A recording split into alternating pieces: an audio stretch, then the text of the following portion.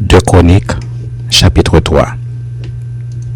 Salomon commença à bâtir la maison de l'Éternel à Jérusalem, sur la montagne de Morija qui avait été indiquée à David son père, dans le lieu préparé par David sur l'aire d'Orma, le Jébusien.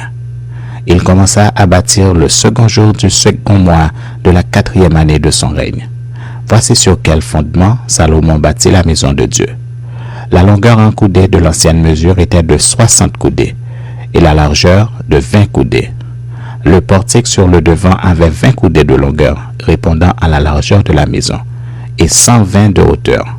Salomon le couvrit intérieurement d'or pur. Il revêtit de bois de cyprès la grande maison, la couvrit d'or pur, et y fit sculpter des palmes et des chaînettes. Il couvrit la maison de pierres précieuses comme ornement, et l'or était de l'or de Parvaïm. Il couvrit d'or la maison, les poutres, les seuils, les parois et les battants des portes, et il fit sculpter des chérubins sur les parois. Il fit la maison du lieu très saint. Elle avait 20 coudées de longueur, répondant à la largeur de la maison, et 20 coudées de largeur. Il la couvrit d'or pur, pour une valeur de 600 talents. Et le poids de l'or pour les clous montait à 50 cycles. Il couvrit aussi d'or les chambres hautes. Il fit dans la maison du lieu très saint 2 chérubins sculptés, et on les couvrit d'or. Les ailes des chérubins avaient 20 coudées de longueur.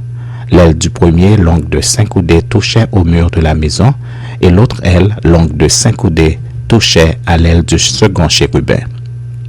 L'aile du second chérubin, longue de 5 coudées, touchait au mur de la maison, et l'autre aile, longue de 5 coudées, touchait l'aile du premier chérubin. Les ailes de ces chérubins déployés avaient 20 coudées. Ils étaient debout sur leurs pieds, la face tournée vers la maison. Il fit le voile bleu, pourpre et cramoisi et de bisus, et il y présenta des chérubins. Il fit des chaînettes comme celles qui étaient dans le sanctuaire, et les plaça sur le sommet des colonnes.